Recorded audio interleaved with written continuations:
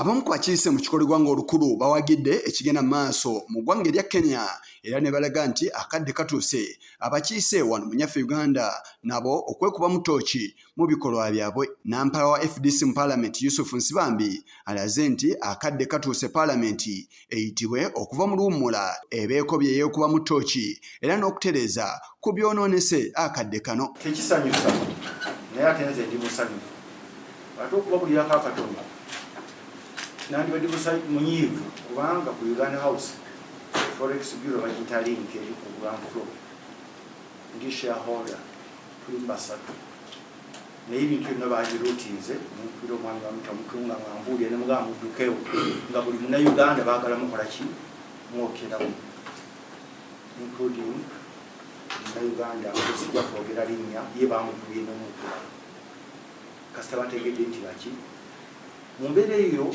erumya omutwe n'esanyusa ffe bannabyabufuzi bwe tujja mu Paalamenti tuleme kulowooza nti ffe bannannyini nsi eno.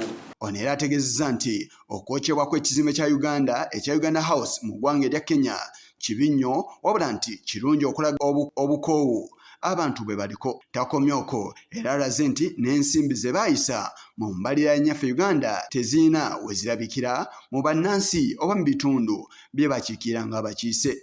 Kituwe essomo tibi ebimotoka bye tuvuga wano ebinene obudde buzijja ku kyango oyagala kutambuza bigere n'engato zijjemu.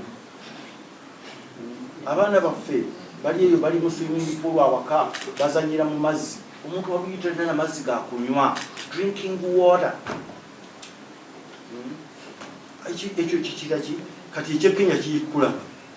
I told you and I'm telling you can easily verify 00 n'obudoola tewali nakamuke bonna bakoze eki naye ndi musanyufu kubanga kyakulaze nti toyinza kulowooza nti ojja kgenda okolere newalala nga abantu tebalinayo ki control.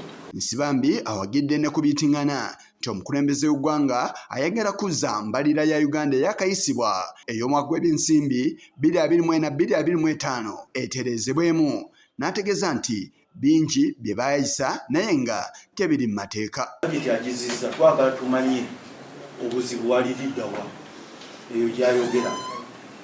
Bwe mba mukola bajeti mubanga bataata ne mamaama mutunuulira buli muntu naye gwe bw'oga nti oyagala bakutere wano byetwagala tumanye kituufu nga bw'ayogere kuba pulezidenti wakyogere olina okubeera nga waliwo ki.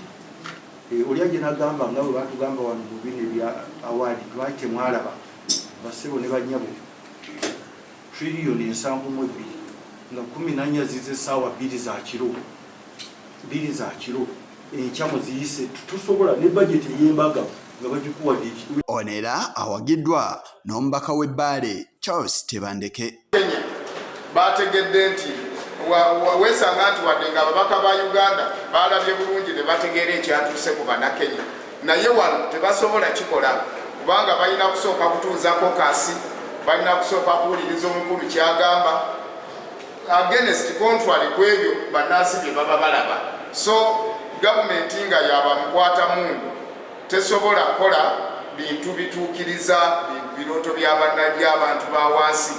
Gavumenti nga si yaba mukwata mundu ng'amasiga gonna geetengeredde ng'olaba judiciary ekola Paalamenti ekola ne executive nga naye ekola emirimu gyayo eyo ye gavumenti esobola okutuukiriza ebirooto by'abantu ba bulijjo. Olunaku lwajjo mu ggwanga erya Kenya bannansi beekalakaasizza nga balaga obutanimativu olw'embalire eyayisiddwa nga yikazaalabulwa okubassaako omusolo ku migaati n'ebintu ebirala ebikozesebwa. Conversation this crucial was hijacked by dangerous people who have caused us the kind of loss we have incurred as a nation today. It is possible that the criminals who rained terror on innocent people and attempted to challenge our law enforcement deployments are still determined to continue with their dangerous behavior.